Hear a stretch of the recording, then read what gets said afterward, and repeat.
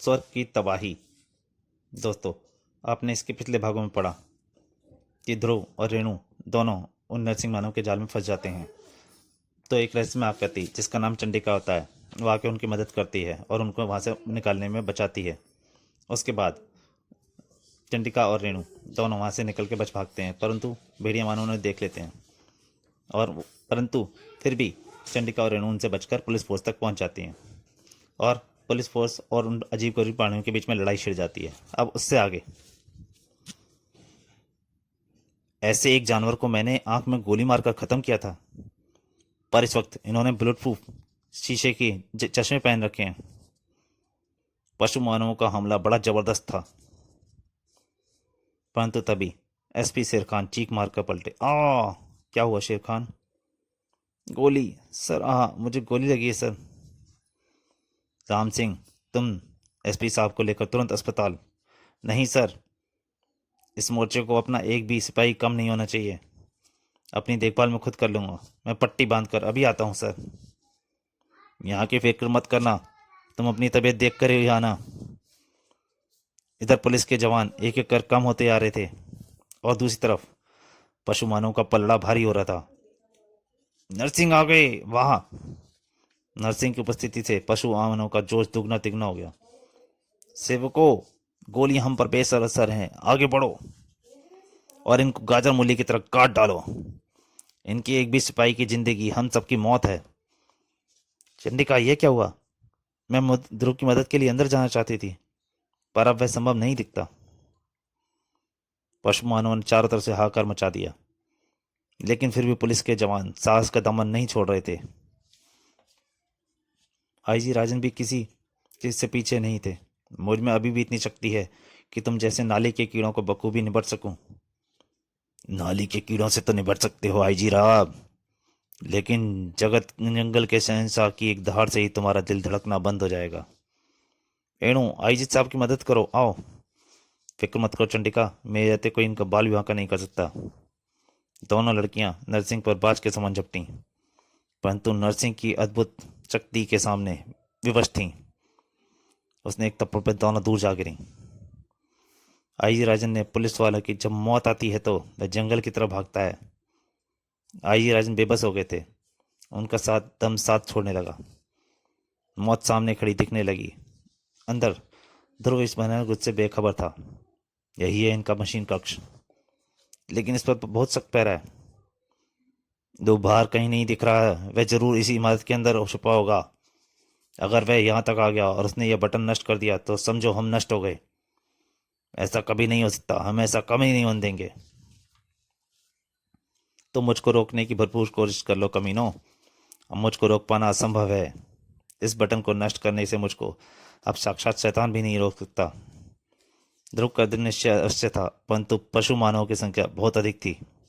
पकड़ लिया, हटने ना पाए, छूटने ना पाए। इसको बटन तक मत पहुंचने देना, वरना।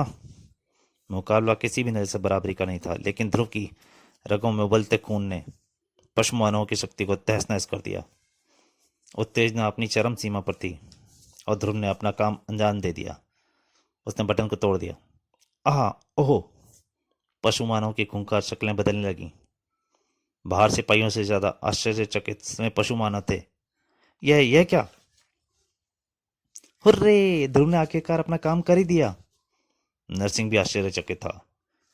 उसमें अपने शरीर में हो रहे बदलाव को रोकने की ताकत नहीं थी और अगले ही पल आईजी राजन के सामने खड़ा था एसपी शेर खान यानी नरसिंह।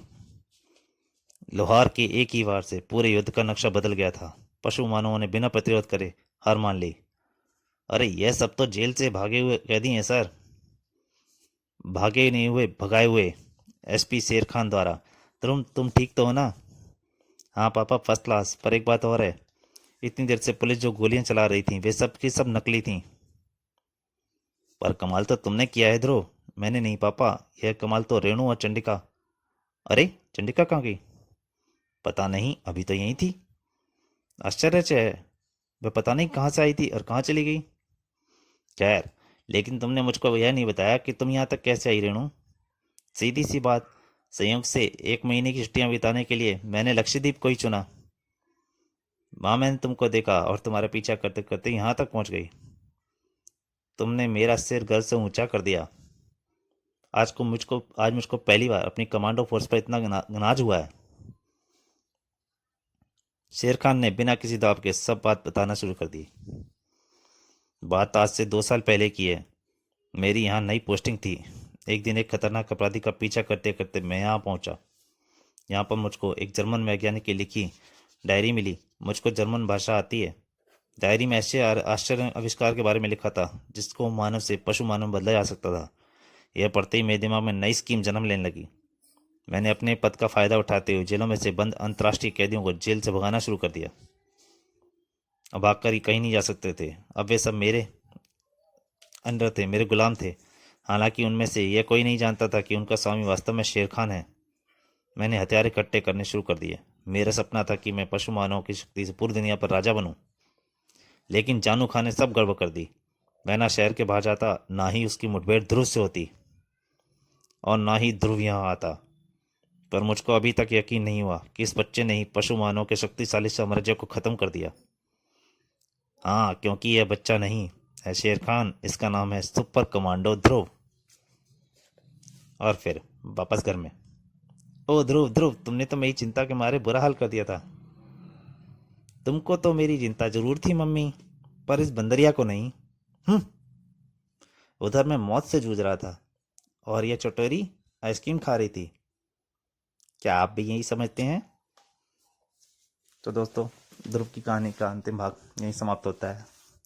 अब नई कॉमिक में ज़रूर हाजिर होऊंगा जल्दी ही।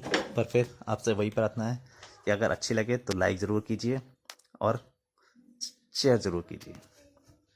धन्यवाद।